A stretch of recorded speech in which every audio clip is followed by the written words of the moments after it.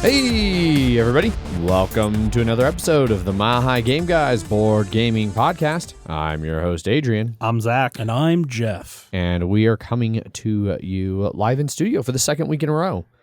2022 has not been good to the in-studio streaming. We recently played Pandemic Legacy Season 0, and we looked at the dates, and we were like, oh, we were really good. Like 2 games in August, 2 games in October, 2 games in November. Now it's April, and we finally get to play again. Yeah, I did. Something must have happened between November and now. I don't. Can't. Nothing new. Yeah. Nothing that wasn't happening before that and after it. So I feel like that's when Omicron really kind of peaked. yeah, yes, that's what he was. thank you for understanding. Well, you my said reference. before that. I know. I thought you were just referring to COVID in general. I know. Okay. I was sidestepping it. I see. Anyhow, yeah, same thing happened with my D&D campaign, like that I run for Megan and her friends. We got together and it was like one of the players like looked at their notes like, oh yeah, the last time we played was in August. It was like, it's been a minute. And then we were looking at our schedules going forward and it was like June might be the next time we get to play. Fuck adult schedules. We had that for JIME, and it was like it was a lot of trying to get things scheduled for JIME. Yeah, and JIME is not that complex. No. It's just trying to get 5 people in the same room at the same time. 5 adults in their 30s ish. Yeah. Don't know if anybody in your JIME game's not in their 30s. No. Okay, yeah, 5 adults in their 30s. Julie's probably 30. She's got to be close. She can't be that. I don't young. know how old Julie is. I can text. I'll text her. She's going to be like, what? Moving on, this is a board gaming podcast, and as we've alluded to playing board games, let's talk about what board games we've played. And since Jeff is texting Julie, how about, Zach, you start? I started first last time. Fine, then I'll start. Yeah. Jeez. All right. I only know that because I edited the podcast just a couple days ago, so. Yeah. Yeah.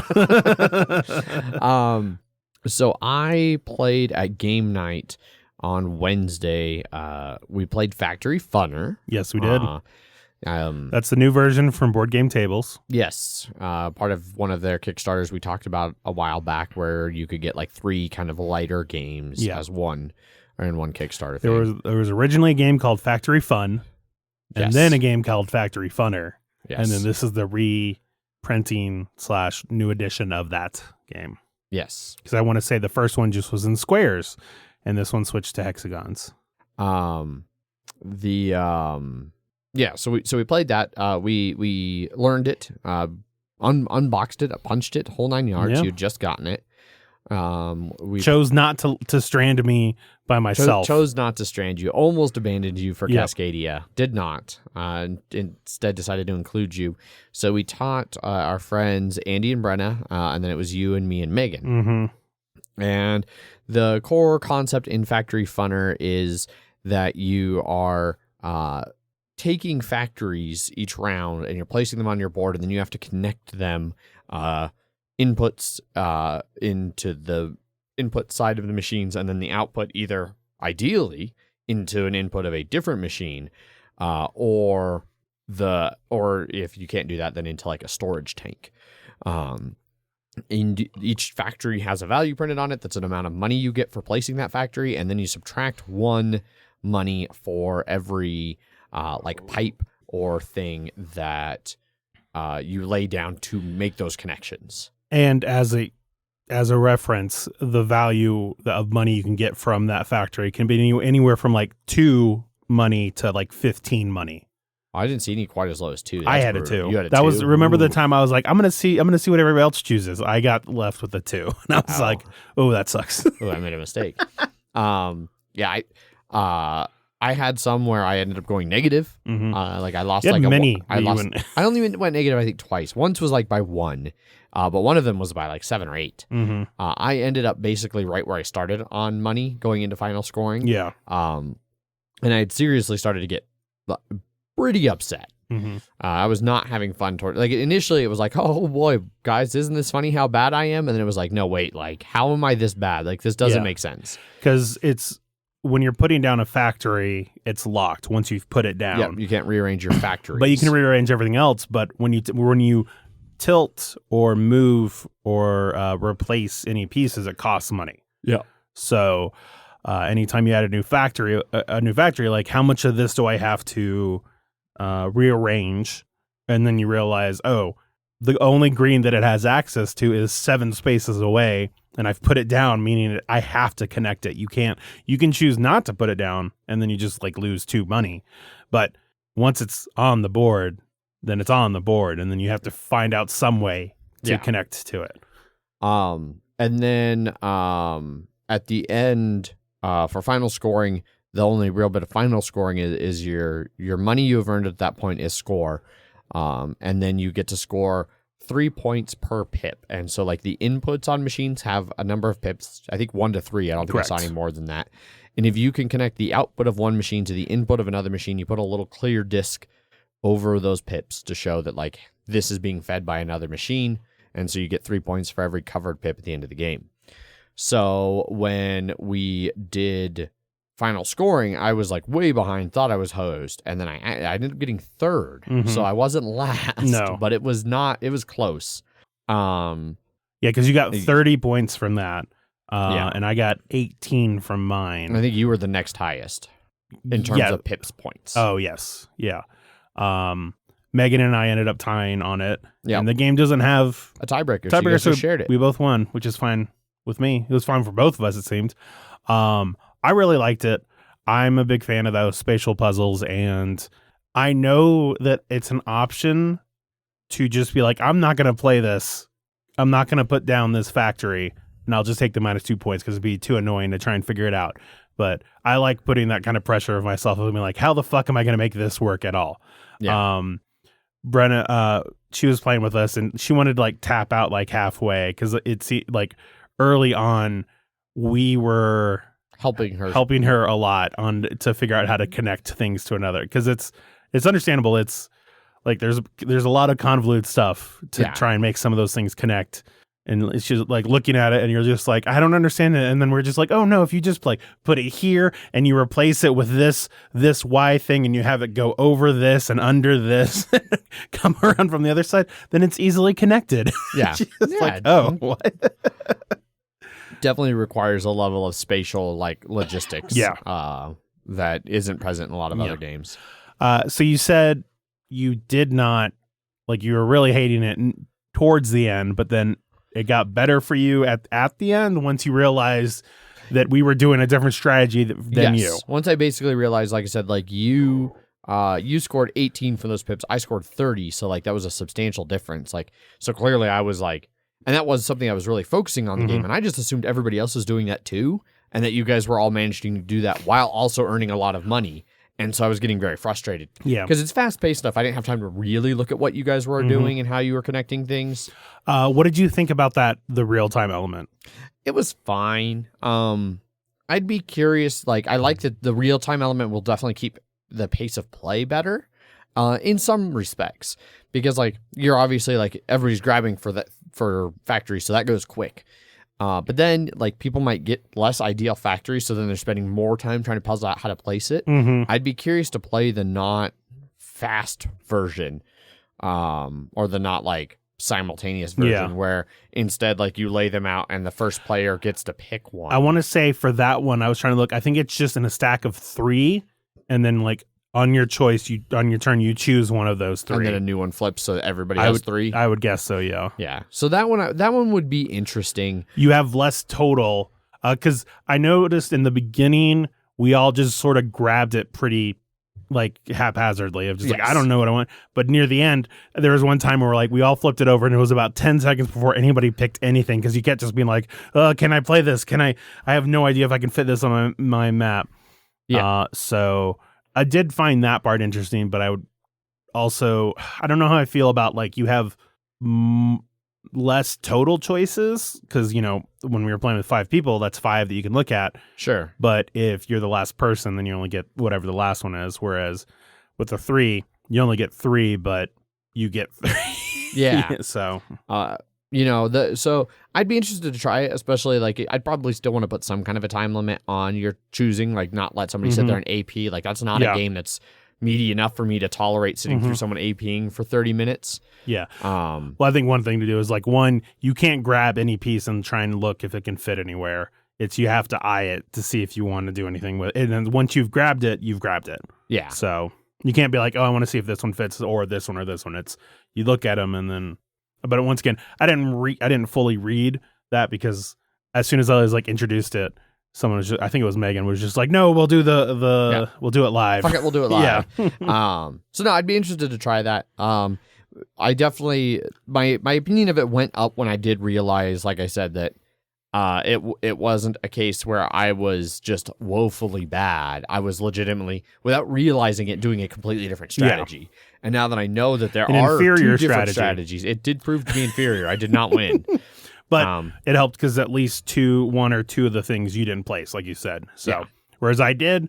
Oh, no, I placed all of mine. I think I threw one out. Megan didn't place two. Yeah. And she tied with you. Yeah, and she tied with me. So, yeah. So I would probably give it another shot for sure. Moving on from that, we played a game of The Game. It did not go well. 5 people, too many for the game. Unsurprising. The bad game? The good game. The good game that you play with the mind cards? This was a pun because your game was bad of the game. Oh. Yeah. I thought you were referring to the mind. No. Because your game was bad, so it was the bad game. Yes, it was It's always funnier when I have to explain it. It is. It makes jokes so much better. It's really. Well, now everybody understands. So Good. Yeah. We're all on the same page again. Everyone realizes that I'm hilarious and Adrian ruins jokes. Here.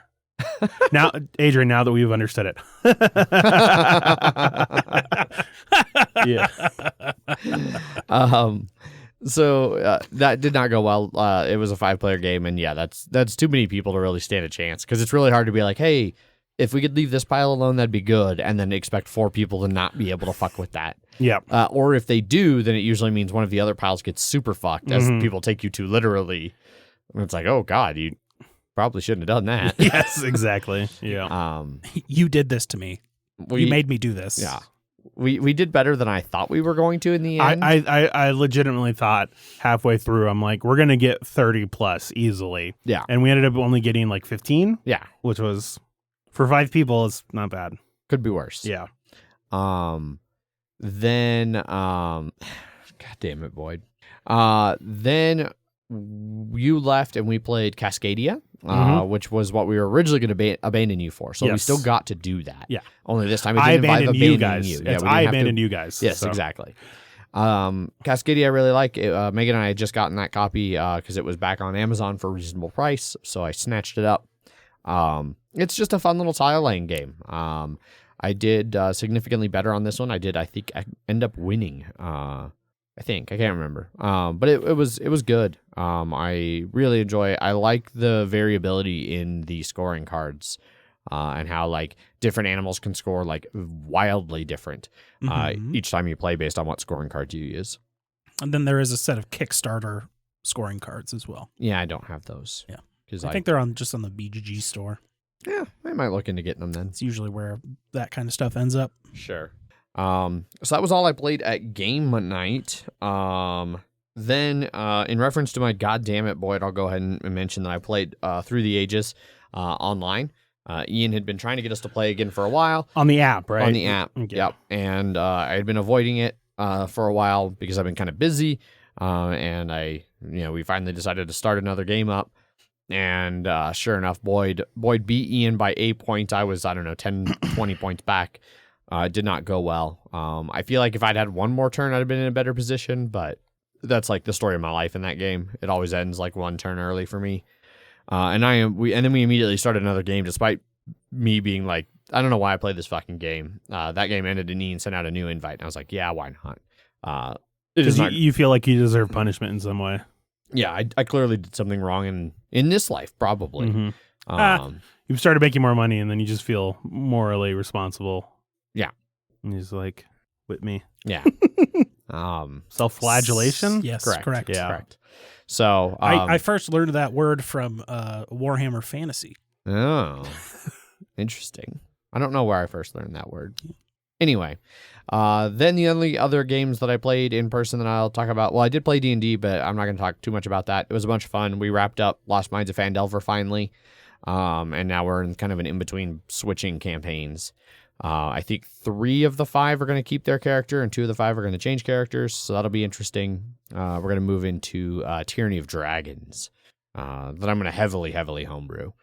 But they've already killed one dragon. They raffle stomp things far too easily sometimes. Like, they wrecked a Drider as like level 5s, which probably shouldn't have happened. Just like a CR7 character. Look, just throw a false Hydra at him. Dude, sure. I want to run a false Hydra so bad, but I don't. What the fuck is a false Hydra? It's more of a mystery. It's almost more of like a campaign, like a storyline. A false Hydra is this weird, creepy creature that lives underneath of a city and then slowly starts eating people. And when it does, it has these little heads up everywhere that like brainwash anybody who can see them to be invisible. So like they don't recognize it or acknowledge it. And they forget the people who get eaten. So like, you know, a wife will forget her husband, you know, so like you'll be talking to like a husband and wife, and then like you'll come back to town like a week later and it's just the wife and she has like no memory of the husband ever existing. And like no one in town remembers the husband existing. And you're like, didn't we talk to that guy? Didn't he give us a mission? What the fuck?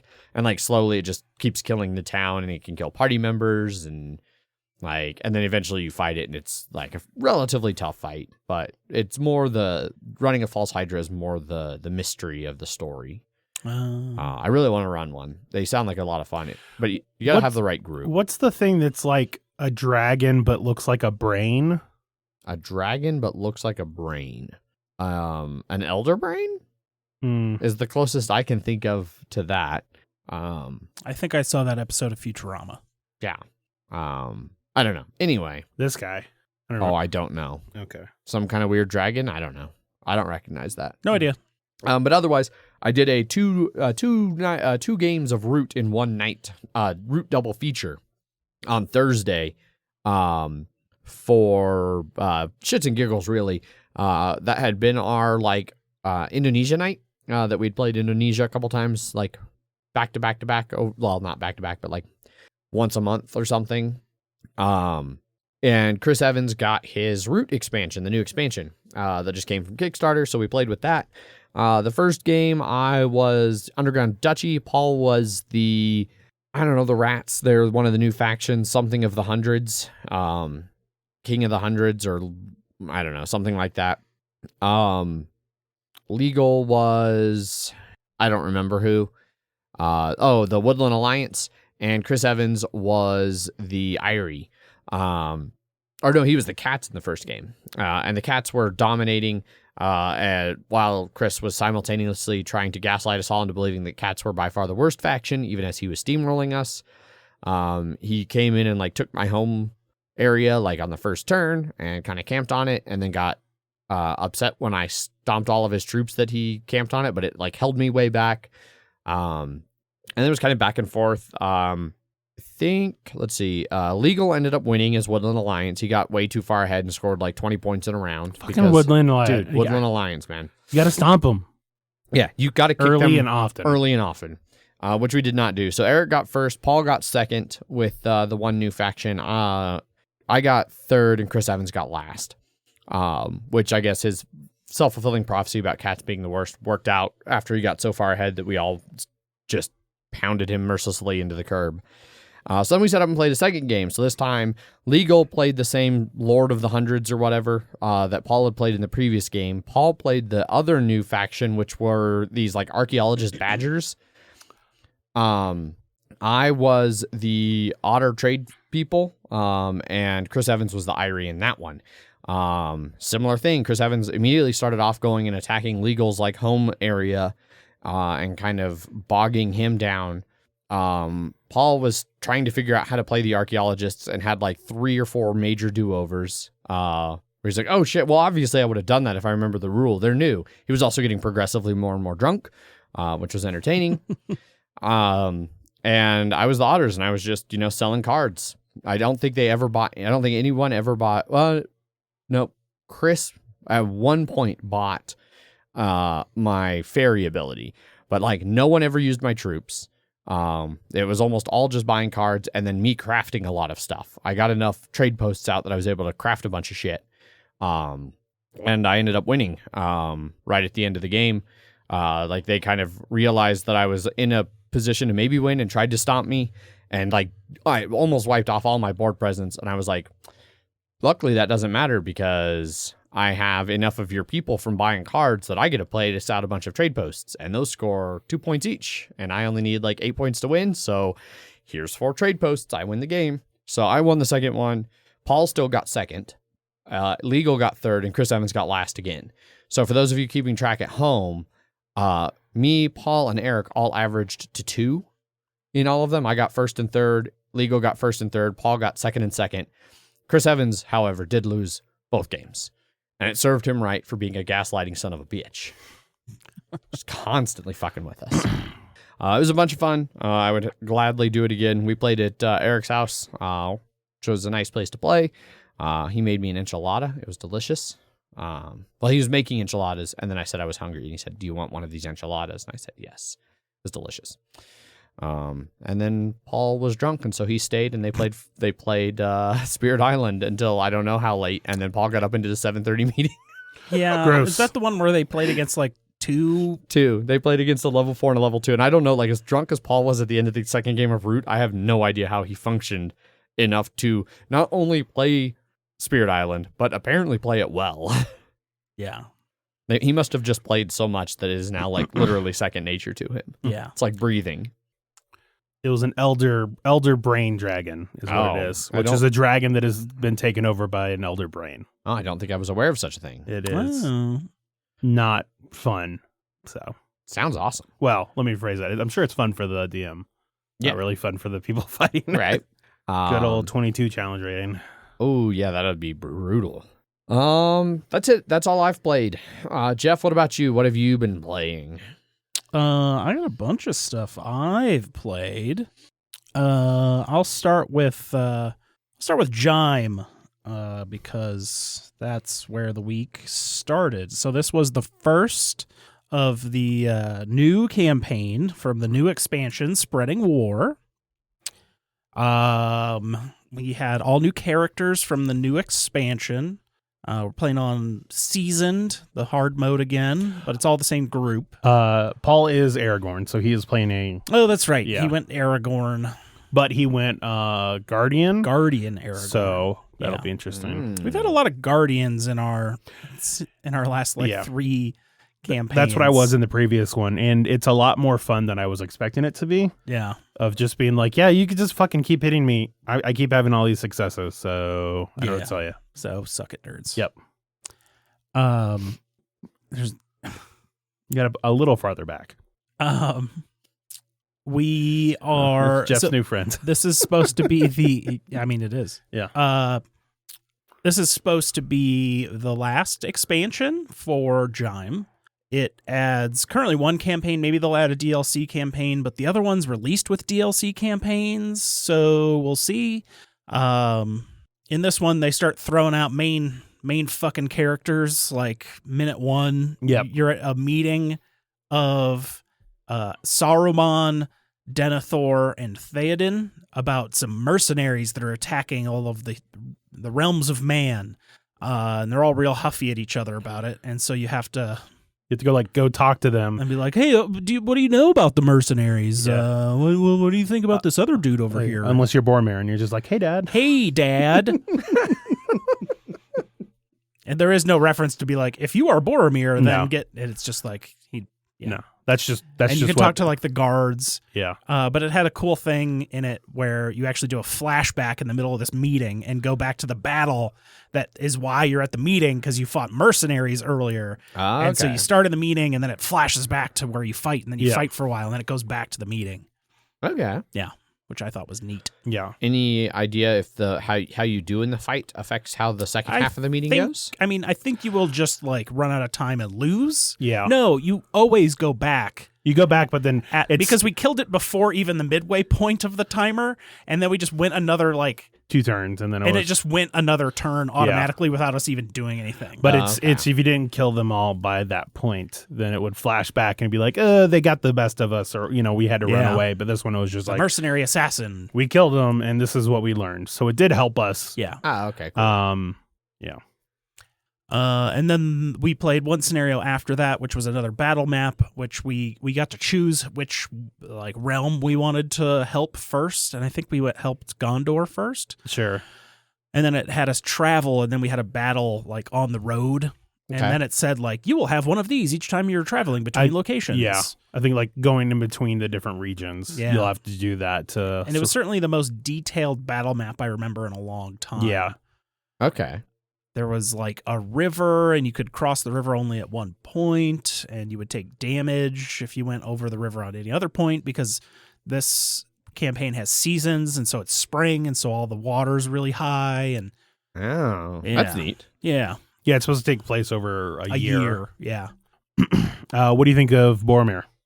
I don't remember doing much. I did murder some dudes. Yeah. Murder. Yeah, but I don't remember exactly how I murdered them. I had a sword, because I have a sword and a horn, and if I start on a space with an enemy, I can give someone an inspiration, which is cool. Mm-hmm. And I have plate mail that's just it's not damage reduction, it's negation success, which is nice. I stabbed some dudes with a sword. Yeah. Well, you remember if it was the first, the first mission, 10 mercenaries showed up and they were all individual. Oh yes, yeah. It was it maxed out the flags because it was all one single individual dude instead of groups of 3 or 4. Well, the first flag they gave us was because it always goes from let's say the left to the right in terms of designating groups. Yeah, and it started with the rightmost one, and we're like, ooh, it's finally doing something new. And then we realized as it was, I'm like, oh, because it's using all of them. And it used all of them. Yeah. Okay. So there were a bunch of normal enemies. There was one group of 2 elite enemies that I started right next to, and I just one shot because I'm Bjorn. How do you say his name? Is it Bjorn? No, it's not Bjorn. Yeah, it's the bear dude from The Hobbit. Okay. Beorn. Shit. I think it's Bjorn. Is it? Okay. I think it's Bjorn. All right. Well, anyways, I can turn into a bear, a giant bear, and so that gives me 5 might, and I can only equip. Ofer says that your human form should be called Baby Bjorn. That sounds right. I can only equip my claws and my coat. I can't use any of the weapons or items that I've equipped on the turn, which sucks a little bit because I have a horse. Well, it's because you're a bear. I understand. I'm just saying I have a horse that would be real nice. Oh, yeah, we all got mounts. The mount would be real nice for this one, but it still is good for just my normal form because it lets me have more prepared skills out, which is good for him because as a bear, I can get rid of prepared skills to add hits. So anyway, I popped out and there was one group of 2 that were elites. And so I popped up and killed them both in one turn, in one action even.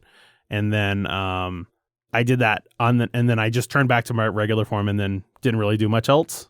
I just walked around, but I just didn't have time because everybody else was killing stuff. Sure. And then that happened again on the next mission as I went out, popped out as a bear, killed the elites in one hit.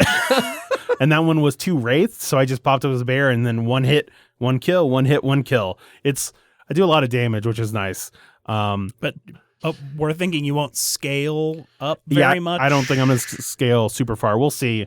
But it'll be mostly skill related, I assume. Yeah. One thing that is sort of funny is that in order to interact with something, I have to get rid of a prepared skill as well because it takes a lot for me to interact with something as a bear. It's I could walk up and talk to him, but it's going to cost me. So okay, which I mistook as anytime I did anything, I had to spend a card. So I was like, man, it really doesn't want me to be in bear form that long. But no, it's only when I'm not attacking things, when I'm not murdering. Okay. So, but I like them so far. stands to reason that as a bear, your primary job should be murder. Yeah. They're notoriously vicious beasts. Yeah. Rare. I mean, I learned that from Stephen Colbert. Exactly. Yeah. Vicious killing machines. Yes. Yep. Godless Bears. killing machines? Godless killing machines. Bears beats Battlestar Galactica. Whatever that's from. The Office. Identity theft is not a joke, Jim. I don't watch The Office. Yeah. You should. No. Moving on. So yeah, Jime. It was. I've enjoyed the new characters. Julie's playing the Shield Maiden, so she like starts with her own special mount, and Ant is playing short bow person, the trickster elf character. Yeah, who like tricks people to death or something. I don't know. Like lays traps and is like, ha ha, got him, you, and now you're dead. Loki? Probably. Yeah. I don't know. It's like a trickster elf. That wasn't really a character that I'm familiar with in the Lord of the Rings. So yeah, I was just joking about Loki from Marvel being a trickster who does traps to stab people. Knows I love snakes, and then they stabbed me. But you need to play yours at some point, Adrian. Lord of the Rings Journeys. Oh yeah. We were talking about starting it the other day, but then we both played video games instead because we have a VR set and a PS5. Yeah, and so priorities. Yeah. I also played Cascadia. It went not the same game. No. It went poorly for me. I got last place. It was like 80, 84, 104. Ant crushed us mercilessly. Julie got second. I got last. Gotcha. Then we learned and played Sleeping Gods, which I had for a while. I got it off Amazon like before it sold out, and then the recent reprint has come out where you can actually get it. I think it was actually around Gen Con that started trickling out there. That checks out. And then I finally got the expansions that I ordered in March of last year, or in like January, because they were available at Gen Con. I was like, oh, but I already have them on order. And I believe you distinctly said, well, you probably won't play it before those even come in the mail. And that was correct. Yep. So Sleeping Gods is I have not played City of Kings, but I've heard it described similarly to where you have a giant open world that you explore via a ship. It is like a more fantasy-esque realm. Like it's in 1929, you're on a ship and your dad's like, come home, I'm sick. And you're like, let's go. I'm the fucking captain. We can go wherever the fuck we want. We're going home to see my sick dad. And then you get swallowed up into another realm where there's like minotaurs and demons with your ship and crew. It's from Ryan Lockett, so it has the above and below-esque, like, you've gone to this location, do this challenge using this skill. Did you succeed? Well, you take this damage, and here's more story to read. So how far did you get? We got through. I guess how long did you guys play? It was a few hours. Okay. The tutorial and walkthrough are nice. It's one of those that like teaches you the game while playing the game. It does hold your hand pretty hard to be like, you're going to do this. Yes. We're going to say that you drew, like, then you drew, and it shows you kind of like how to do it and how to set up the enemies. And it's like, all right, you attack, draw a fate card. Well, let's pretend you attacked with this person and this was the fate card. This is what would happen. And then you can do it on the board. The enemy combat is interesting. Every one of the ship's 9 crew, you divide the crew up equally, and then like the captain is shared. The game is definitely probably best at 1 or 2, mostly because there's mechanics that kind of get in the way of other players helping other players, where if you were playing with one player, you wouldn't have to deal with spending that resource to be able to help other people because you control everyone. Yep, you're just controlling 9 people. Yeah, exactly. So when you attack something, you have a certain amount of damage. They have an accuracy number or a guard number that you need to beat. Your accuracy plus a random card that is anywhere from 2 to 6. There's like 6 2s, 6 6s, and then 12 of each other number in the deck. So it's kind of, evenly-ish. Then if you're equal to or greater than, you do your damage. And so there's this little, I think it's 4x3, 3x3, depends on the monster, that has little hearts. Yep.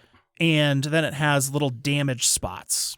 And then it has like abilities. And you can put your damage in a straight, orthogonally in whatever choice you want, just as long as it's not diagonally. Okay. And when you cover up hearts, if you cover up all the hearts on the monster dies.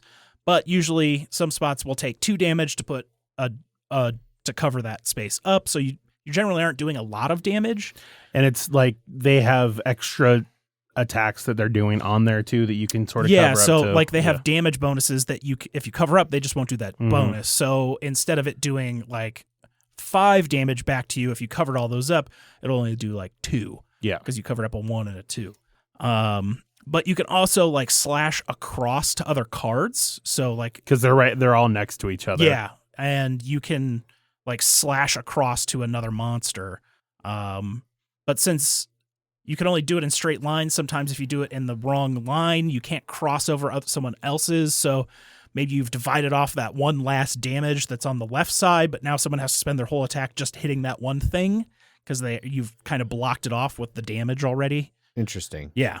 Because you've already filled the X's basically, and you can't cross them anymore. Yeah. So it was interesting. It got more challenging when we finally got to like we fought a bunch of rat men. And then we fought a bunch of demons. The demon one was more interesting. Yeah.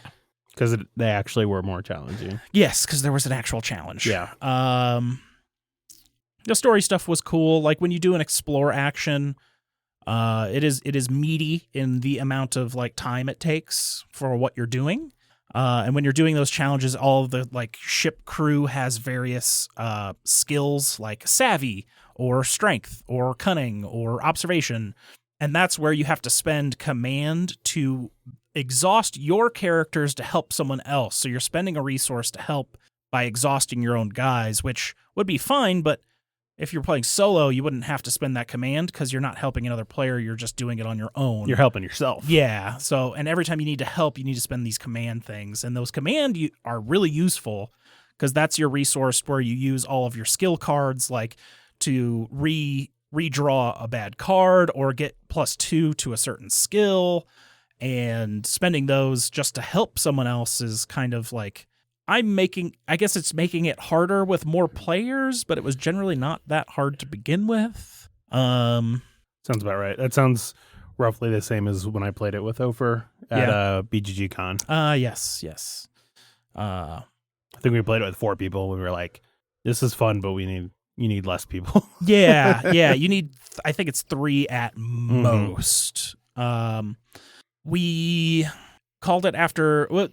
And another thing is you get quests, and the quests aren't like, go to number blank. It is like, quests are like, there's a village northeast of like the island with the port. Go there and see if you can, we've heard it's under attack, and help them. And so you're kind of actually like doing exploration and not just getting pointed to A, B, and C. And your general goal is to get a bunch of these totems to bring to the end of the world to waken the gods, because then once you awake, because the gods brought you there and you can't go home until you wake the gods. Okay. It would be a fun campaign game if I didn't have 20 campaign games already going. Yeah. But I would like to play this one, but Betrayal Legacy. Betrayal Legacy still right over there. Yeah, it's still on. And I'm sure there's a date on there somewhere of the last game we played. Still the best version. It was pre-2020. Oh. Yeah, I was going to say 2019, yeah. Yes.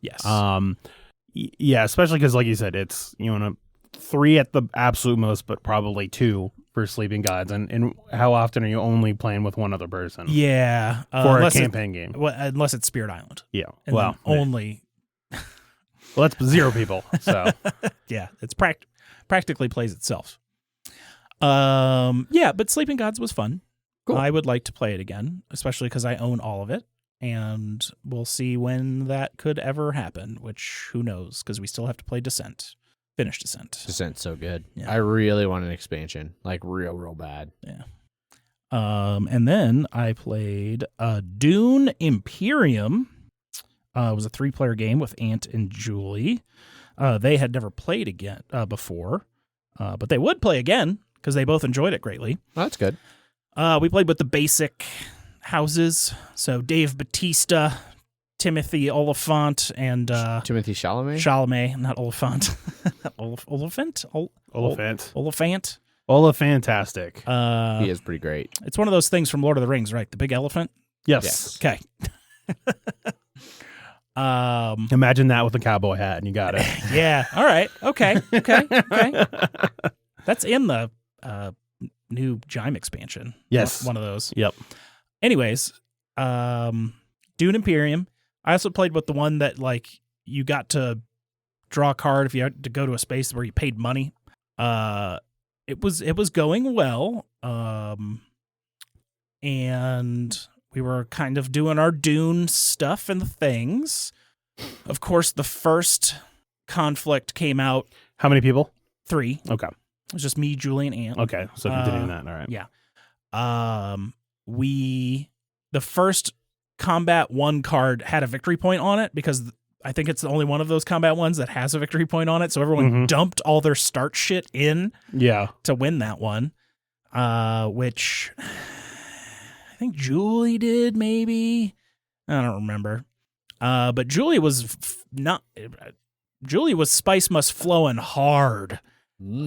She got that like the spacing guild, the one where you pay 5 spice, get 5 troops, 2 water, and then you can dump. Yeah, she got that like 3 or 4 times. Yeah, she was not fucking around with the amount of spice she had. She was the Dave Bautista of the factions. The Harkonnens. Yes. Well, the Dave Bautista Harkonnen, because there's the Baron is the other one. Oh, that's right. Yeah. And then his skill is if you have an alliance token, you get to put 1 or 2 troops down when you do something, and I don't remember what that doing is, but that she had a lot of troops, so she was doing well in there. I was buying a bunch of cards and wasn't getting good shit out there. Ant got the Thanos card and the Thanos card? Gunny Halleck. Yeah. Thanos. Yeah. Yes. Yes. The Josh Brolin. Yes. Yeah. Cable. Also, Cable himself. Yep. The man's been in a lot of movies, okay? Yeah. Goonies is, yeah. Did not realize he was the guy with the... Yeah, he was the brother? The older brother. Do you know how I have not seen Goonies in like 20 years, probably? I saw it for the first time 2 years ago in a drive-in. Yeah, I don't think I've seen it, so. Yeah. It was Ever? fine. Yeah, I don't. If I have no knowledge of it. It was fine. It's a fine movie. Steven Spielberg. It's an 80s movie. Yeah, exactly. Steven Spielberg. Yeah.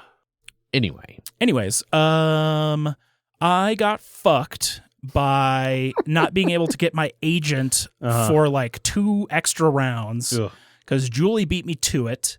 And then on the following round, I didn't have any green cards. I drew 2 cards, still didn't have any green cards, so I couldn't go to the space to get the agent, which was a big bummer. In the end, I ended up with the Fremen and Emperor alliances.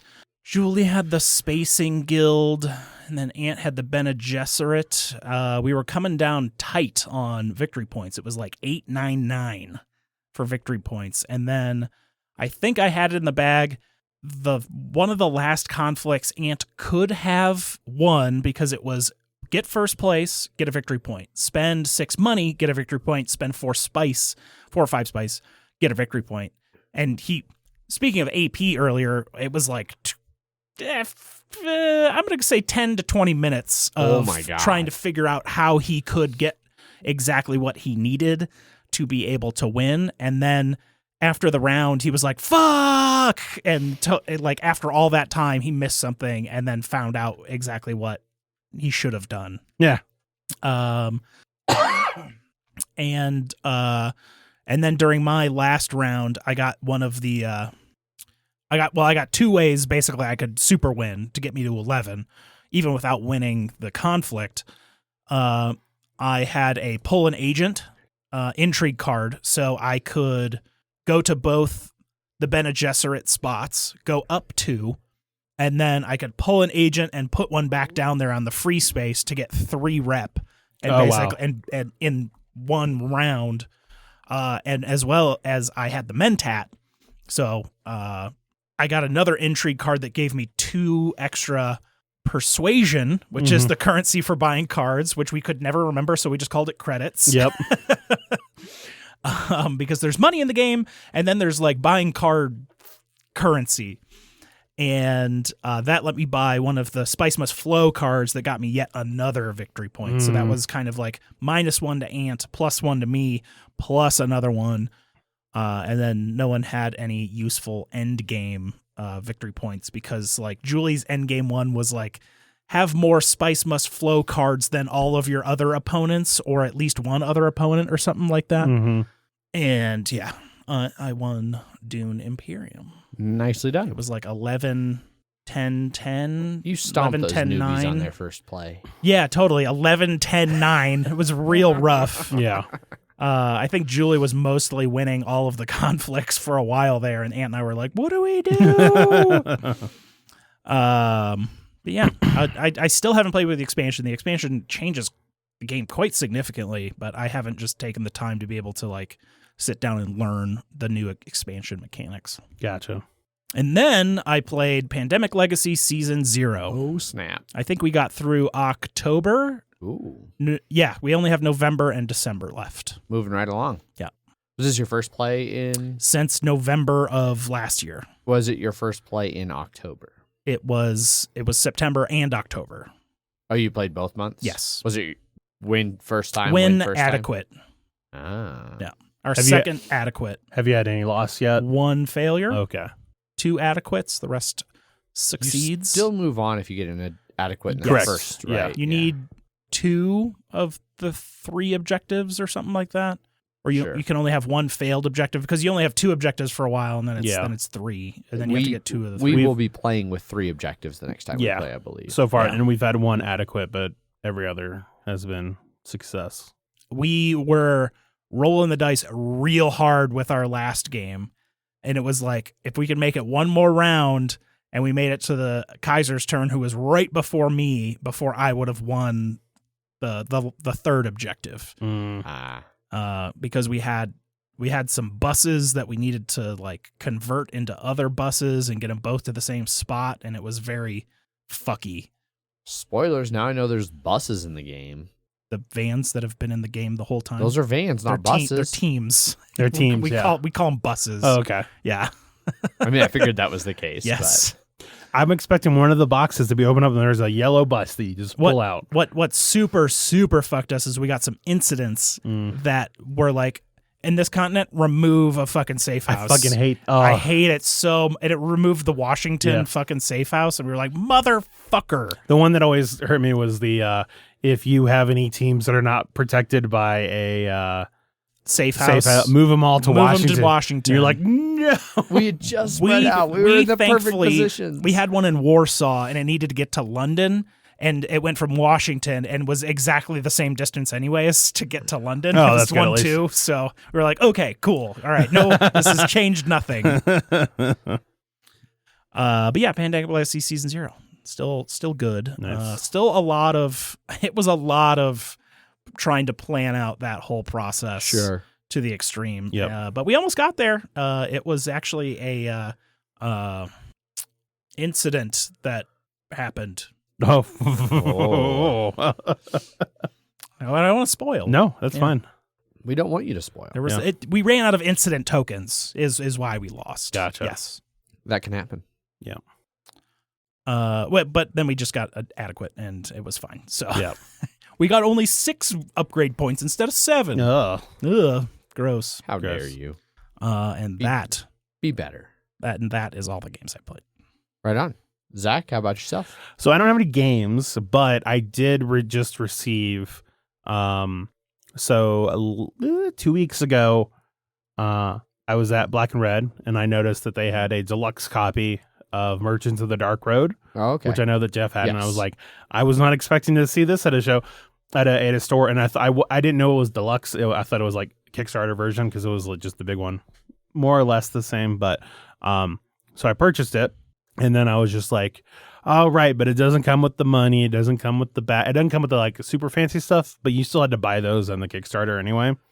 Didn't come with the add-ons. It didn't come with the add-ons, which is fine because it still came with all the resin pieces, like the upgraded lanterns and the crystals and horseshoes and stuff like that. Sure. That all looked real nice. And I was looking on their website, and I was like, oh, those coins are $45. The bags are $20. The coins are very unique. They are definitely some of the best metal coins that I've seen. They're like lacquered. Yeah. Interesting. Colored. Anyway, when it all came down to like all this, like to have everything that they offered was like $80, $88. And then I was like, yeah, fuck it. Purchase. So I had it shipped to me, it was like $93 with shipping. It arrived, and then I went to take that stuff out, and I was like, oh, here's the pouches, here's the metal coin, here is the provisioner, like the provisions thing, the patrons provision, the promo cards, here's the sleever. And I'm like, it received, and it was a real big box, and I'm like, why is this so big? And then I see underneath it, all of that is another copy of the deluxe version of the game. Just a whole second copy deluxe edition. And I was like, that shouldn't be there. And the deluxe edition comes with the insert. Yes. Yeah. Yeah, it's a thicker box, so it has an insert to put everything. And so I immediately went to my receipt to be like, I didn't actually order it. Is that why it was so expensive? No. I think the deluxe version with all that stuff is like $160. Yeah. It's basically what I paid, because I paid like $80 at Black and Red and then $80 online. But now you have two copies. Now I have two copies. Two deluxe copies of the game. Deluxe copies. But I with all that stuff, I'm definitely like, I'm gonna play that game this week and find out if I wasted my money or not. I watched some played it. I watched a video though, so I'll be ready to teach it on Wednesday, Jeff. Yay! And I will bring my copy. So, but mine's sleeved. Is yours mine sleeved? is also sleeved. Okay. Yes, we'll use your copy because that insert is not the easiest to remember how to put everything together. Yeah. Like the lid has a lid because you need to keep things in the lid. Yeah. And then there's the stuff underneath that you like resources, but then there's a lid that keeps all of other resources but has another lid on it. Mm-hmm. They ain't fucking around. Also, it didn't really store super well sleeved. Just all it barely. Like I was like, I will say this. I'm glad that the plastic cover, the plastic lid, has like the corresponding part has like little little divots that you sort of push it in. It clicks on. It clicks on. Yeah. It's good that it's clicking on because it would just fall. You need some sort of pressure there to help keep it all down because of those sleeved cards. Yeah. Yeah. But it looks like, it seems pretty interesting. It's a Rondell pick up and deliver. Yeah.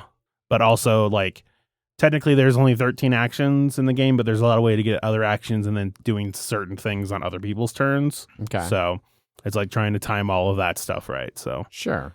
Seems like it could be cool. Good. Neat. Yep. I might try and play. Oh, it looks cool, huh? Yeah. And that's it. Right on. Banter time. Go for it, Jeff. What do you got? I read all of Project Hail Mary, which is the Anthony Weir Martian guy book. That was the follow-up to that one, right? That was the next. Yeah. Well, it was the next book he's written. That's what I mean. Yeah.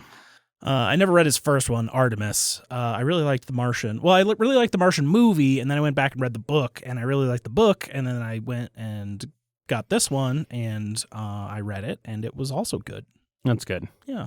People are divisive if it's better or worse than The Martian, but in general, they like them both. Yeah. It seemed like Kaiser liked The Martian better. Adrian liked the Project Hail Mary. Yeah, that one better. Which one did you? I think I liked Project Hail Mary more. Okay. It was a lot more fiction in the science fiction. Mm-hmm. It was a lot of like, theoretically this could exist. So let's just say it does. But it was interesting. It was a dirty trick for you to start hiring about Project Hail Mary the second I walked out of the door. Project Hail Mary is so good. It is definitely... That's why I threw it to him. As soon as I was just like, I know what you'll lead off with. It definitely was In my opinion, I liked it more than The Martian. I already said that, I wouldn't say it Adrian. was better. You said you think. I was listening. Mm-hmm. You said you think I thought it was better. Because you said it it was. Yeah. I actually, it forced me to bring Martian. Like Martian, I would have, before Hail Mary, would have said 10 out of 10. I see. And really, they're both 10 out of 10. They're both great. Yes. I did enjoy Project Hail Mary more. It was a more enjoyable story for me to read. The Martian in the book, especially, like the movie cuts out some of the bad things that befall Mark Watney on Mars because they were like, there's no way he keeps surviving all of this nonsense. They still have the majority of it. They still have a lot of it, but like they don't have him like super crash his rover and like have to go on foot towards the end and like a couple other things that because they were like, yeah, audiences will think that it's like over the top. Yeah. They didn't have him Iron Man. Or did they have him Iron the Man movie movie? they did in the book? They did That's right, not. because that's ludicrous and could never work. Yeah. He does say he wants to in the book, but they're like, no, don't, you idiot. Yeah, that's right. That's right. I inevitably Project Hail Mary has to be some miniseries or something. I don't think they could fit it into a movie. I don't think so either. Especially the way they do the flashbacks. I think it would work better as a series. Yeah. He wakes up with amnesia. Yeah. Because he doesn't know why he wakes up with amnesia when they start. He doesn't even know where he is. No, he doesn't know who he is. Yeah, nothing. Yeah. But he knows science. Yeah.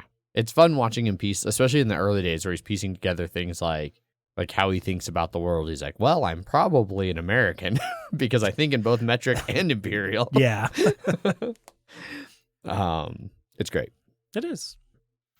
I think they're unfortunately doing it as a movie, so we'll see how it works. Yeah, we'll see. I think they're doing Jake Gyllenhaal as Gyllenhaal? Jake Gyllenhaal. There you go. Is it a J? It's a J. I don't know.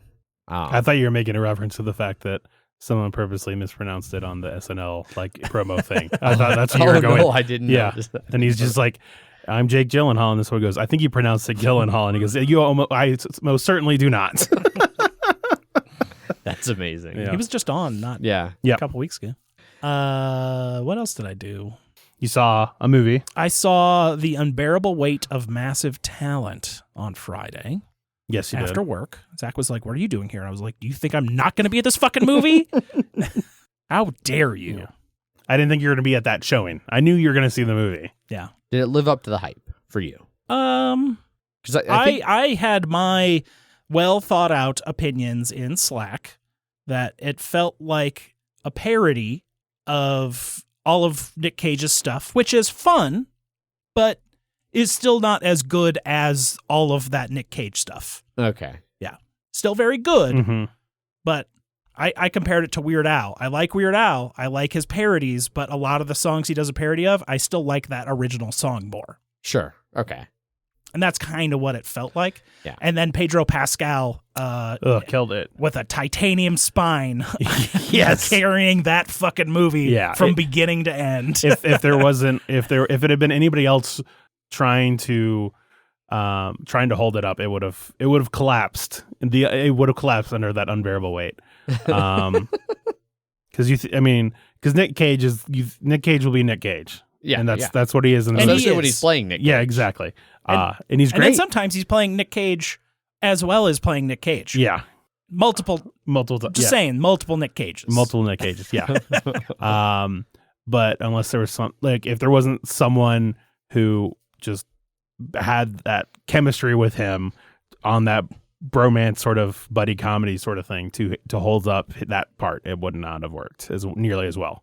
Also, apparently, it helped that he actually does really love, like Pedro Pascal just loves Nick Cage as well. So you could feel it.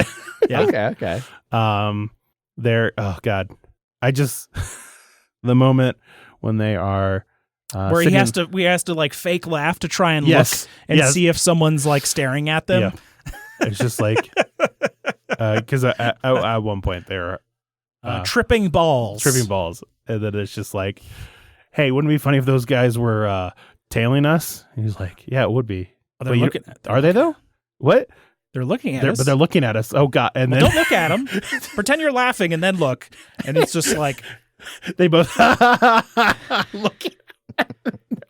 scared, frightened, terrified laughter. And then they run away, and then they just see two other guys on a bench, and they think it's the same guys. Oh shit, they're fun. It's definitely not the same guys. No. It's definitely worth seeing. Yeah, it's a very good action comedy. There's not many comedies these days, so this one's pretty good. Cool. Speaking of movies, I also saw The Northman on Saturday. How It was very good. It was what you would naked. It is what you would expect from a Robert Eggers. Yeah. Robert Eggers movie. He's the guy that did The Lighthouse And the Vavitch. and The Vavitch.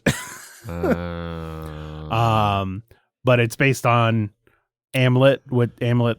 I don't know. The one that it's the North story from a Norse that sort of became Hamlet in from Shakespeare and stuff like that. But it's like when it's sort of based on that. Alexander Skarsgård is great in that movie. He looks super fucking imposing, and like in a way that he's like, first of all, he's got fucking, what are these traps? Not trapezoids. Traps? Yeah, traps. He's got traps for fucking days. They're trapezoids. That's the name of that I said it's not that. Yeah. Really, I don't know. I don't know if the name has a similar. But he's like 6'4", and he feels fucking gigantic in that movie. And trapezius. Which I think does have the same root like meaning as like trapezoid. Yeah. I think. Sure. I'm not sure. I am not going to trust, and I will verify. Yeah. But everybody does a great job in the movie. It's definitely one of the best looking ones and looking movies I've seen in a while too. It's shot in Iceland, so it's fucking beautiful. It's a little long, but it's definitely worth it. I also saw Sonic 2, and you don't need to see it. Okay, I wasn't going to. Just letting you know. I went down to check out the Littleton Alamo, which as they continue their trend of having better stuff than the previous one. So, like the seats are better down there than they are. Okay, and then they have a button. The button is game changer. Yeah. After Megan and I went and watched the new Harry Potter, and like no button, and like it was like one of those showings where there wasn't hardly anybody there. Yeah. And so like the server was like clearly not invested. Yeah. And so sure enough, it was like, this card's been up for like 40 fucking minutes. Where the fuck is my drink?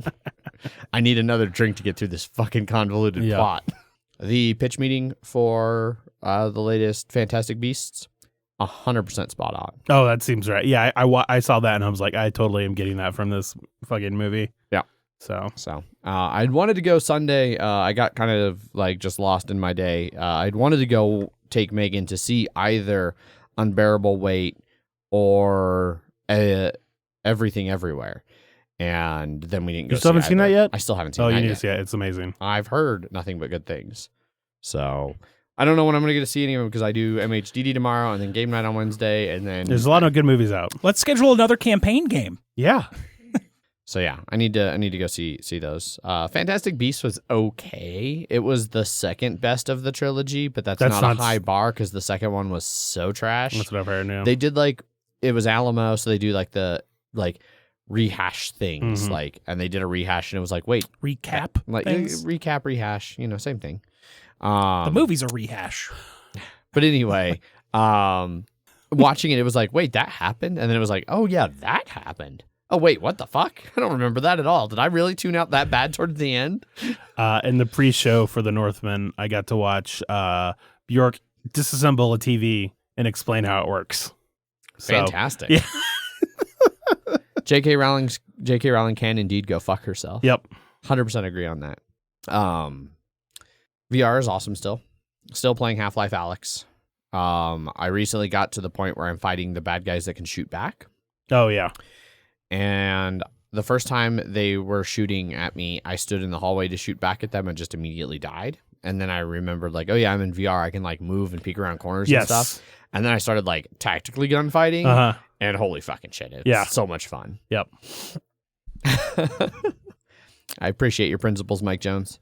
I can't remember what they're called. I can't remember. The Combine? Yep. Yeah. That NFL thing. Also, fought an electric like face hugger thingy that wasn't actually trying to face hug. It was just running around and gliding and shooting electricity everywhere, and that was a pain in the ass. It was. Yes, it was. Head crab is the word you're looking for. Head crab, that's right. Still haven't gotten to Jeff yet, right? No, I still have not gotten to Jeff. Right. I don't think the chapter is called Jeff, so you would know. Okay. Yeah. I don't think I've gotten to Jeff. It will let you know. It will. You will know when you have met Jeff. So. Okay. I'm right here. Yeah, exactly. I learned recently that like the armored head crabs, like when they jump at you, you can grab them and then just shoot them in the center thing, and it's great. Nice, because like shoot they're them armored, in their giant teethy so mouth. They gotta they rear up and you can shoot them, but that can be a pain in the ass, especially when a lot's going on. But when they jump at you, if you're quick enough, you can just grab them and then you kind of briefly get a hold of them, and you can just really quickly and then toss them down and keep fighting, and that is so incredibly satisfying. Easily one of the most satisfying things you get to do in that game. Yeah. That grav glove and some of the heavier combats, like when you really nail like, running out of ammo and like seeing one and like ejector clip, grab, pull, new clip. Oh man, so satisfying. Magazine clip, whatever. It's not a clip. I really don't care about that. Like of all of the gun culture things that are just, it's not something you put in your hair. It's something you read.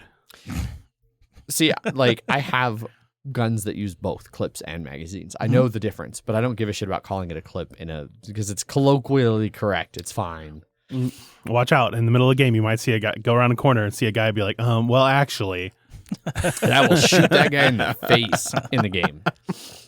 But yeah, really enjoying the VR. I also went back to playing Spider-Man a little bit, and I hadn't played in a while because I got the VR set and I've been traveling, and I'd completely forgotten all the fucking controls, and combat was real rough for a little bit. But it's still also very fun. I forget, does the remastered one, it comes with all the DLC, right? I believe so. Okay, yeah. I have not like turned them on.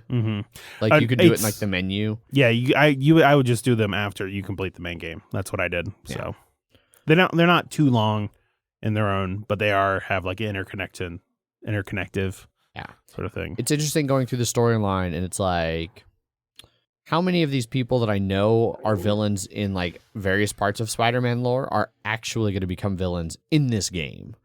Like, I'm working with Dr. Octavius. Is he going to become Doc Ock in this game? Like, who knows? Norman Osborn's the mayor. Is he I believe fucking. I believe Dr. Octopus didn't come in until Spider-Man 2. So that's true. In the first one, it was just a Green Goblin. And you had Chad Kroger singing about being a hero. Yes, in the movies. You got there. I saw it. I saw the smoke. Well, I wasn't sure if you were like peeking out of the headphones. Or something. Yeah. Yes, the famous comic book Spider-Man 2. Yep.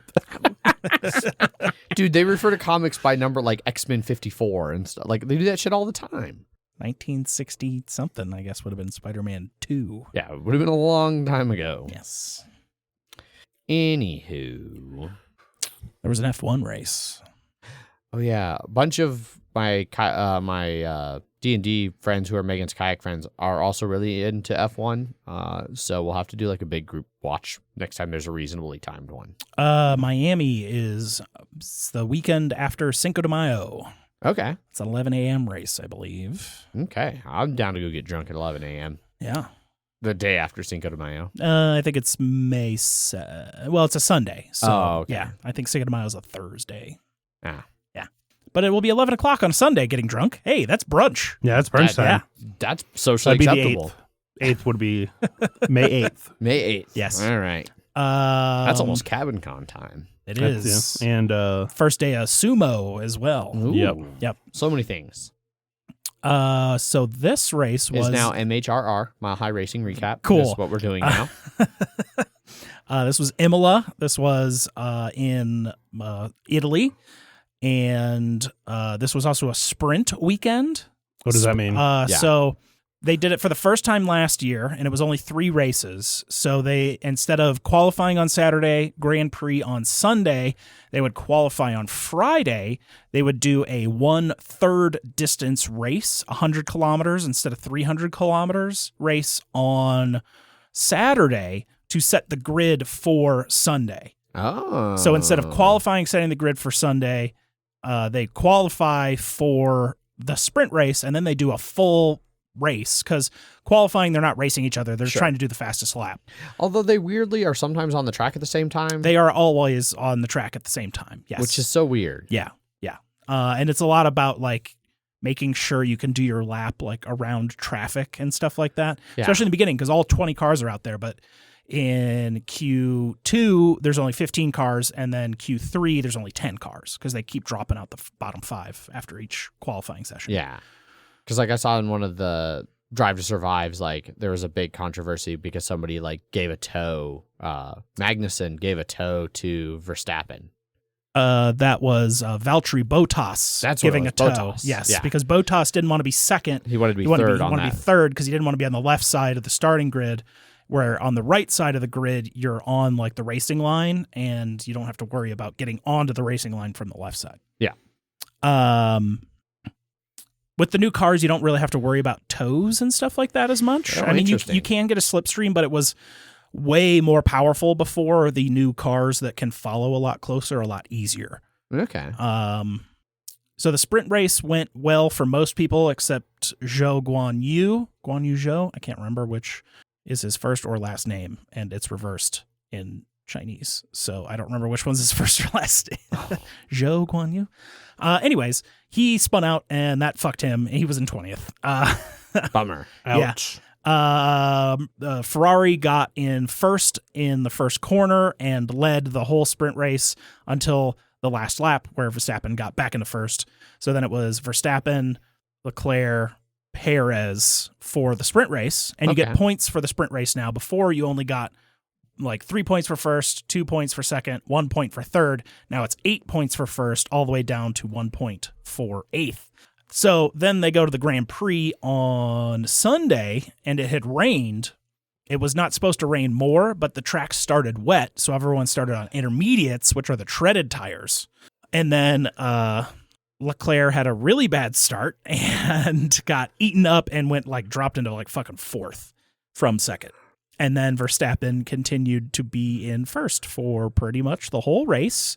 And the middle of it was kind of boring until the end, when people really started like passing and overtaking and stuff like that. But the end was dramatic as Leclerc was trying to race for second place from third. He was going up against Perez, that's Red Bull's number 2 driver, and hit a curb a little too hard, turned him sideways and airborne. Not like, didn't flip him or anything, but he caught air and then was turning in air, hit the wall, busted up his front wing, but enough to be able to actually get back to the pits, put a new front wing on, new tires, but then he was in like fucking 6th place, and that was that. Pretty impressive to wipe out that bad and only lose 4 spots. Yeah, he was being very dominant the whole race, so it was like there was some wiggle room. There was some fucking wiggle room, that's for sure. Most dramatically, Max Verstappen and Perez lapped Lewis Hamilton in the Mercedes. He was down in like 10th or something, 13th. Oh, damn. It was bad. Fred Hamilton's not doing nearly as good this season. No, but George Russell ended up in 4th. That's his teammate. So Hamilton was having a bad race. Bottas was fighting George Russell for 4th, so Bottas could have possibly passed the guy that took his fucking Mercedes seat in from his new team, which would be like real icing on the cake for his season so far, to be like, fuck you, dude, I'm doing better than you. Fuck Mercedes. Sainz, the other Ferrari driver, had another really bad weekend. He did really well in the sprint and got up to like 4th place. And then someone hit him, knocked him into the gravel. He got beached and he was out of the race. First fucking lap. And the exact same thing happened the previous race. He's been out in the first lap in the gravel. The race 2 weeks ago, it was his own fault for skidding off, but this time he got hit and got knocked out. I like Sainz. By Daniel Ricciardo. I don't think I like Daniel Ricciardo. He's okay. I don't know. I'm basing all of this off of the way they are portrayed on Drive to Survive, which is, I'm sure, is 100% accurate. Oh, there was a whole big controversy where it's not at all. Yeah, no, I know. Especially this last season. They gotta make some changes, or people that get more into the sport are gonna be like, fuck this show. Like, I don't need you to tell me fake drama when there's plenty of real drama that we can actually get. Yeah. Don't you dare contradict my preconceived notions based off of a drama show, Ofer. He's pointing out how Danny did walk over and apologize. Yeah, because he fucked his race for sure. But Ricardo hit him, and then Bottas actually hit the back of Ricardo, which then just like extra hit fucking signs, and because Ricardo hit. Yeah. It was not great all around. But it was also wet. So I mean, like, those incidents kind of happen. But Sebastian Vettel, one of my favorite drivers, and Lance Stroll, one of my I couldn't even give one shit about drivers, both got into points, giving Aston Martin points, who are the only team that didn't have any points. Now every team has points, which is the first time in my memory that has happened. Awesome. Or at least in the last 3 years or so. Yeah. Where all 10 teams now have points. There is one driver without points, who is Mick Schumacher, the other Haas driver. Oh, man. I remember when I started Drive to Survive, I really wanted to root for Haas, and they've just been kind of a dumpster fire. They are doing very well this season. That's good. Yep. Despite one of their drivers having no points? Kevin Magnussen replaced the Russian fuck and is doing extremely well. Okay. For days' notice of being like, you're in Formula One now. He was an IndyCar driver before, but gotcha. Yeah, but he was a Formula One driver before he went to IndyCar. So, okay, but he's doing extremely well for like no notice and be like, all right, you're racing the whole fucking season, dude. Like, get that neck thick. All right, I think that's also K-Mag's a cool guy. So sure, Kevin Magnussen. Yeah. Are we done with banter? I think we're done with banter because we're pushing already an hour and 20 minutes. I can do fast news. Do fast news. Yeah. Lightning round news. Let me swap it over here. Oop, wrong button. Oh my God. Everyone wants to see the chat. They want to see the chat. Yeah. All right, here we go. Okay. Lightning round news. First up in news, D&D had a bunch of announcements. Hey, do you remember weird Nautilus fucking spaceships, Spelljammers? Well, they're back, and there's going to be a new fucking rule set. Boo's Astral Menagerie. Hey, remember when Baldur's Gate was really good and everyone else hated everything about Dungeons and Dragons except that fucking space hamster? Well, now he's got his own fucking book. Yeah. Light of Xerixis and the Astral Adventures Guide. Basically, you can do all your fun space dimension bullshit. You can get all three of them as one like collection. That'll be out in August. Dragonlance is returning. Only $70, which is also awesome. Yeah. I didn't realize Dragonlance went anywhere, but apparently Dragonlance is back. Yes. Not that it went anywhere. Not that it went anywhere. There had been issues with the rights to it, and so D&D, like Wizards of the Coast, couldn't legally really use it in 5th edition or advertise it or anything like that. But the books have still been around and been Dragonlance-y things. Okay. Well, that's coming out. New Dragonlance, officially Dragonlance. New starter set. New campaign cases. Yeah, so this is like... Oh, it's a carry case. Yeah, it's like for a carry like case for all DMs. your bullshit. I'm curious about what all is actually in that. So they're going to have an actual play, pre-recorded episodes, cool, whatever. Everyone likes Critical Role. There's a movie that's supposed to be coming out. Although it's not Critical Role. It's not Critical Role, but everyone wants to do an actual play like Critical Role. Well, yeah, and Deborah Ann Wool is actually turns out a really great DM. B Dave Walters is great too. So sure, he's one of the guys on there. I see. That D&D movie, Honor Among Thieves, supposed to be coming out March of next year. Chris Pine's going to be in that one. And Michelle Rodriguez. It's a kind of ridiculous cast. I'm curious how it's going to actually play out. It's a lot. It can only be better than the other one. Can be better. Yes. Yes. I rewatched that within the last 6 months, and I do love Jeremy Irons. Yeah. There's a skirmish game coming. There's fucking Baldur's Gate 3 going to be launching in 2023. Yeah. New translations. But yeah, there's a fuckload of D&D stuff. That's all D&D news. Yep. Love Letter. No. Root is getting a new set of DLC, which is just the board game DLCs making their way to the board game. It's that extra deck of event cards. They're event cards, right? Yeah. The whole deck is events. Basically, yeah. And 3 new Vagabonds. Yeah, it's basically that Vagabond and event deck, the Exiles and Partisans. So they have the first expansion in this now. Now they just need the second expansion? In the third that we just got. Oh, what's the third? I can't remember. I think something it's like Exiles. I think it's shipping right now, right? Yeah. That's the one that we just Oh, played. the one that isn't out yet. It's shipping now. Yeah. Okay. Like that's the one we just played on Thursday that I just talked about. Why would I Well, it listen to wasn't- you? I know. But it wasn't Especially if so it's there's the mole people Yeah. and Corvid. That's That's the the second second- expansion. Yes. And then there's the new Yes. expansion. the new. Yeah. No reason to expect that to be on there already. Bullshit. I expect them to simultaneous release. Day one release. It's not Game Pass. I do love Game Pass. And then finally, 10 years of Love Letter later, we're getting a 10 years of Love Letter Yeah, three version. games. A whole fuckload. I like the style.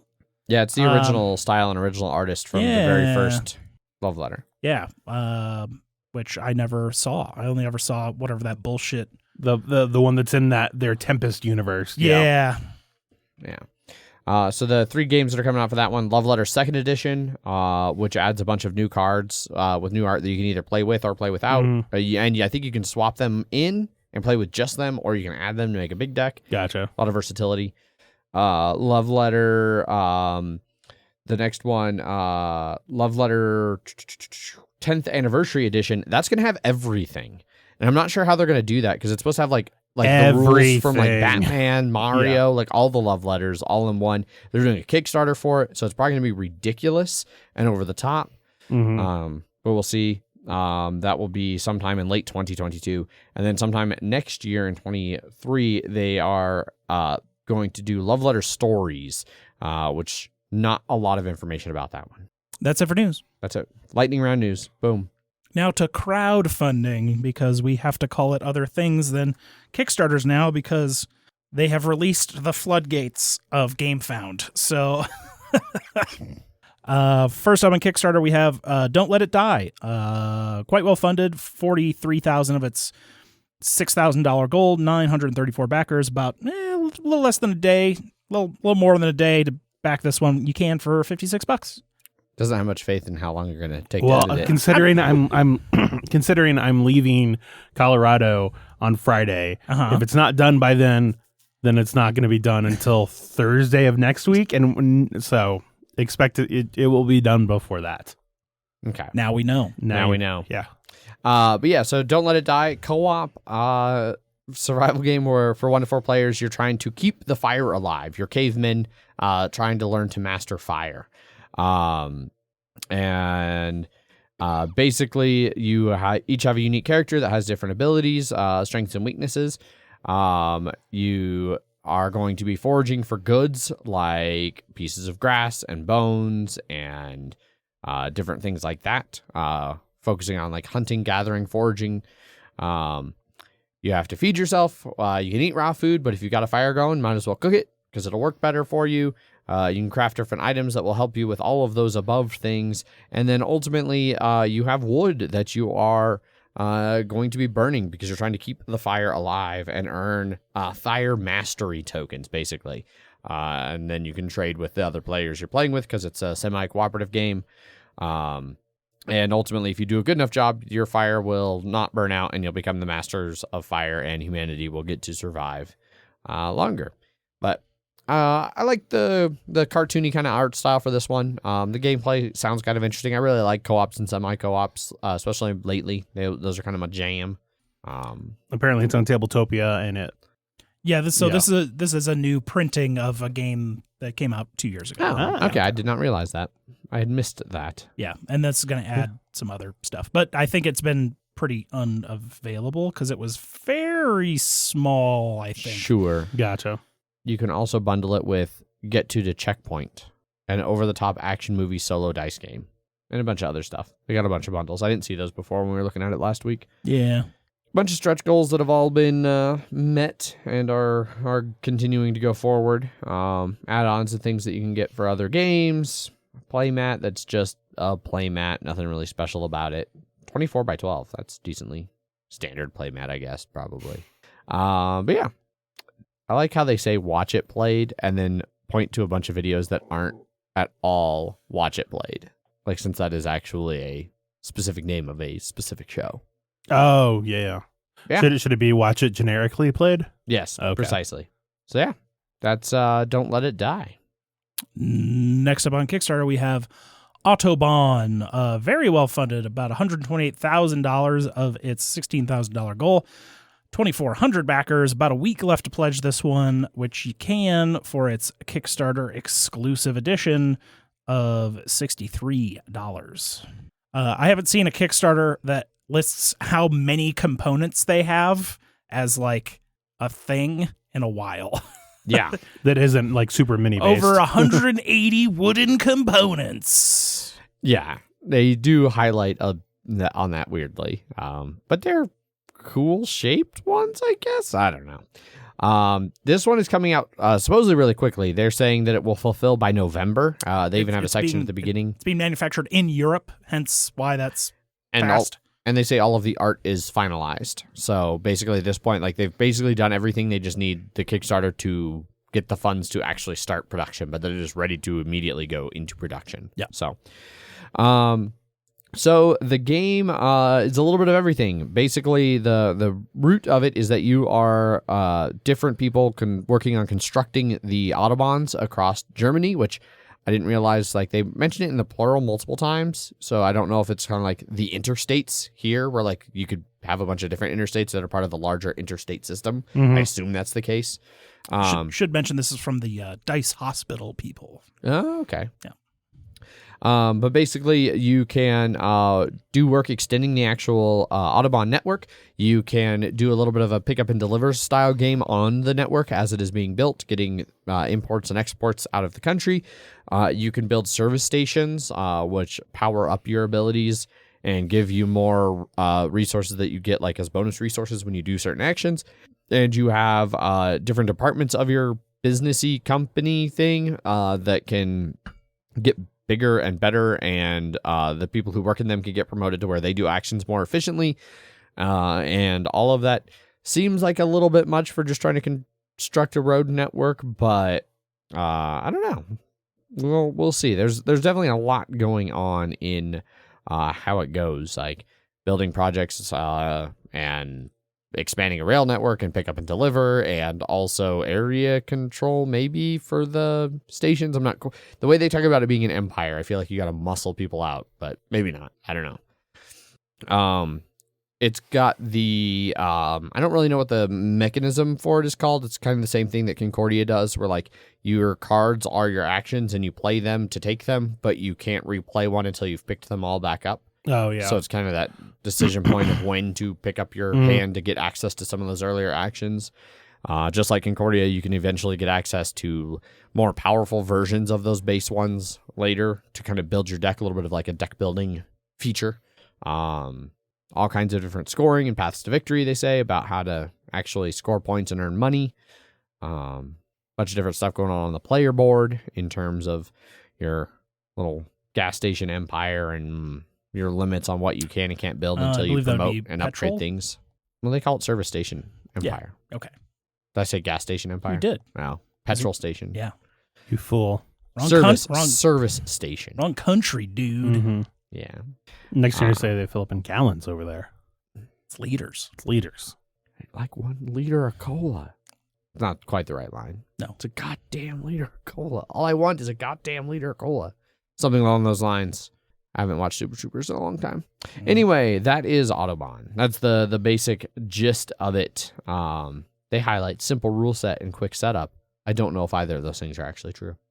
But boy, is there a lot of components. Over 500. Don't know if that's quite accurate. Literally, it says over 500. Oh, did it? Keep going up, I think. Oh, that was all playing solo stuff. Keep going. Is it like way back up at the top? Keep going. Oh, you're almost there. Almost there. You go. Contains over 500 individual components. Yeah, they're real big about talking about the amount of components they have. So there you go. Last up in crowdfunding, we have Sleeping Gods, Distant Skies.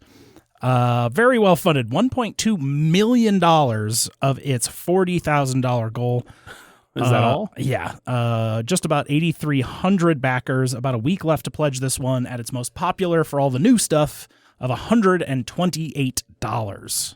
Goddamn. Because it's standalone, right?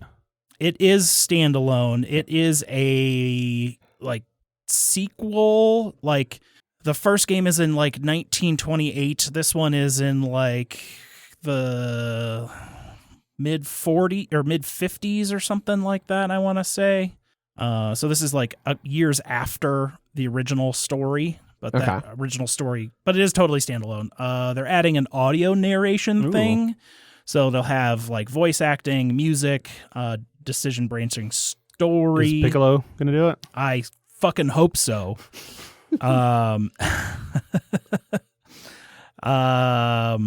So in this one, you are going to be like sky islanding around, I think. You are not so much going from place to place on a boat, but you're going from certain spots to other spots in an airplane. But now you have like minis for your crew. Then your crew is going to be walking around on these sky islands because it wouldn't make sense for your plane to be moving meters at a time and trying to land on certain spots. Don't tell me how to control my plane. Yeah. They're also reducing the amount of crew on this one pretty dramatically. I think it's only 5 characters now instead of 9. But they're like doubling everyone's health. So like the end game like lose system is basically everyone runs out of health, but all the crewmates in that original game had about 5 health, like and some had like 6 or 7. But now, like, these all have, like, 13, 11, 12. So they've basically just doubled the amount of health on everyone and reduced the amount of characters. Okay. There is also a mini open world adventure that is not related to the original. It is supposed to be completely standalone and specifically only 1 or 2 players. And that one's going to be a jungle river cruise.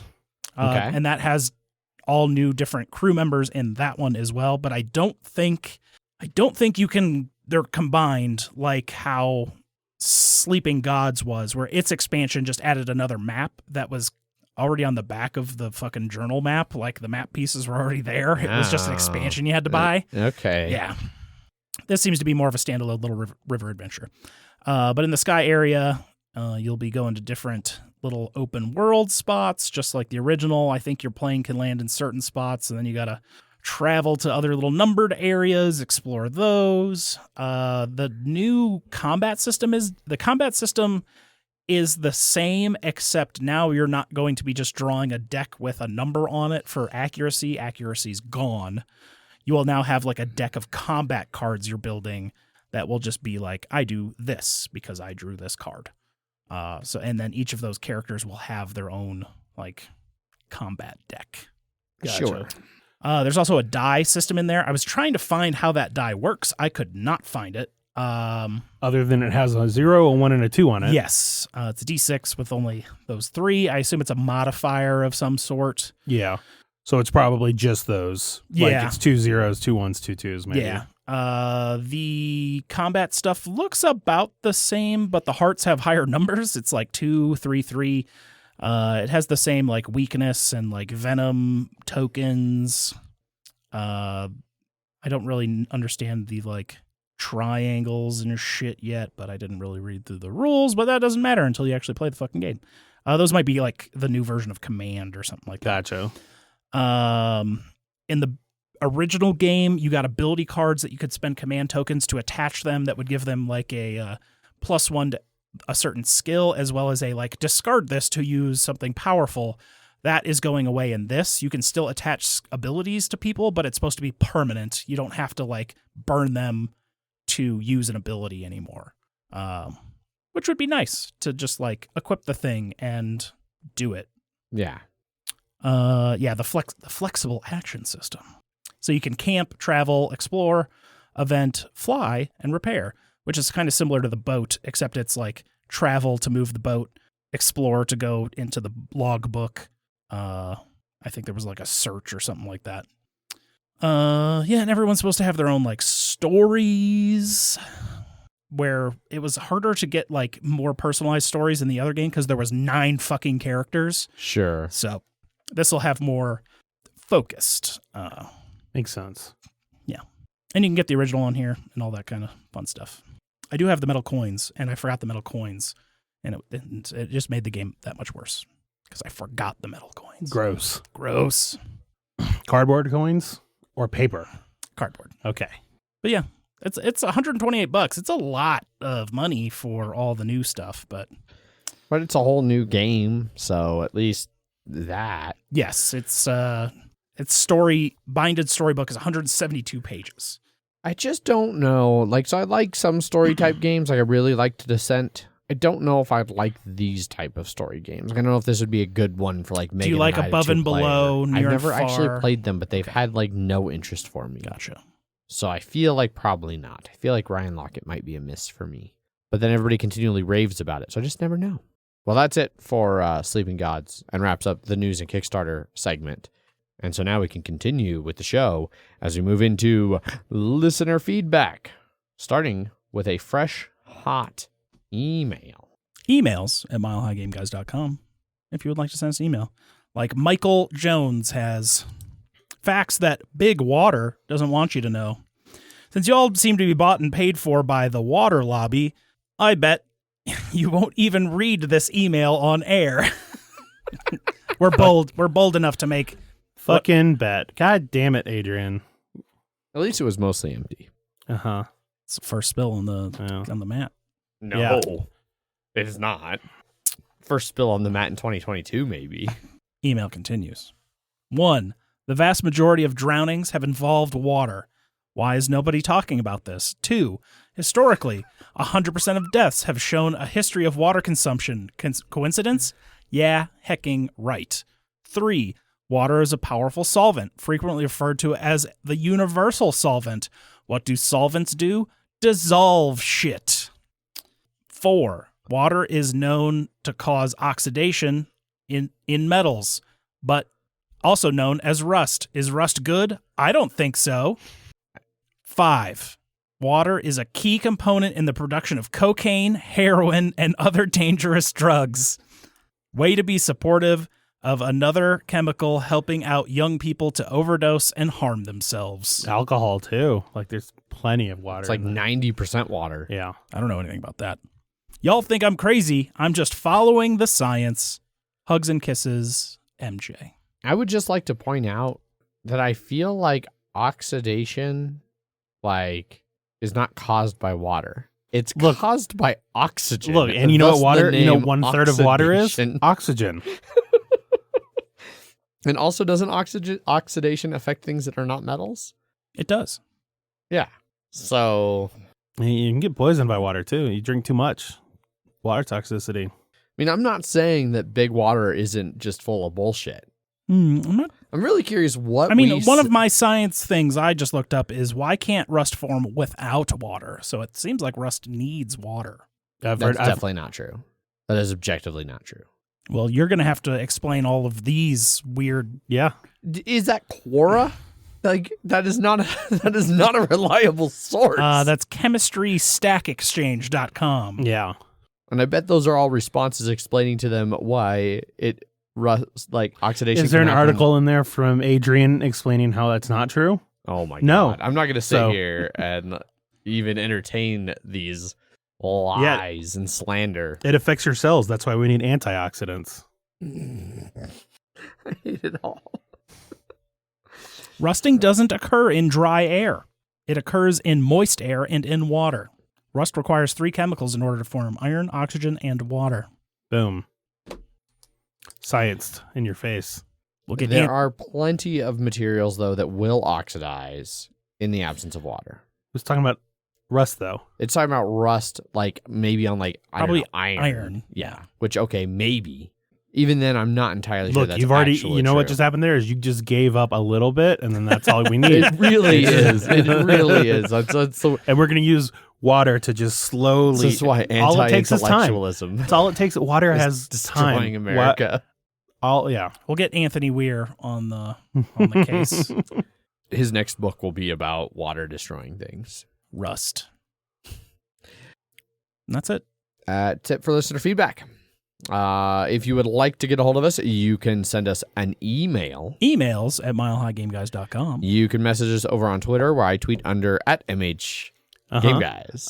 Zach _MHGG. Twitter's not going to exist by the time this episode releases, but I'm Jeff _MHGG. That's true, because Elon Musk is just going to walk in and pull the big breaker that says, like, shut down. Off. Yeah. Yeah. The Jurassic Park level security system. Correct. Buttons. If only. And then Sam Jackson's arm falls out of the cables. Yeah.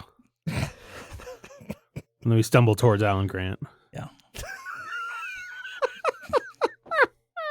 They can do a tie-in with the new Jurassic World movie. Yeah. They're back, so. Anyway, you can also... Life finds a way, man. I don't know what to tell you. You can find us over on Facebook, facebook.com/MHGameGuys. We have our Slack channel. You can find links to it, hopefully in the show notes of whatever podcast you listen to. Not every podcast player you just on whatever podcast. You're not going to find our links on anybody else's podcast. I can guarantee you that. We got to work on our cross-promotional branding. Exactly. Hopefully your podcast player of choice will actually show the show notes, including the links in them. But you should definitely join the Slack channel.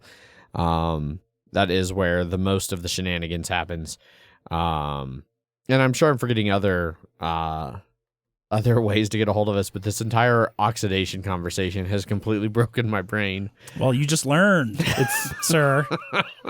It's corroded your thought process. Correct. There must be some water and oxygen floating around in my brain cells. Well, let's hope there is. Yeah.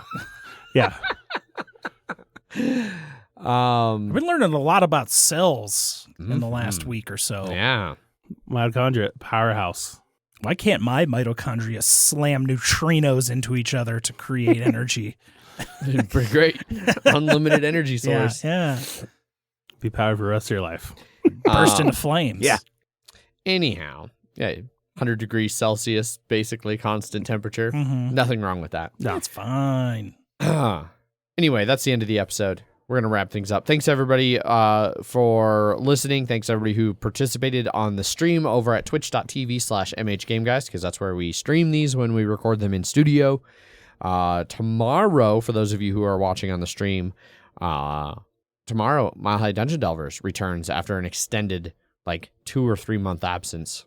Very excited to finally get back into that campaign and see what's going to happen there.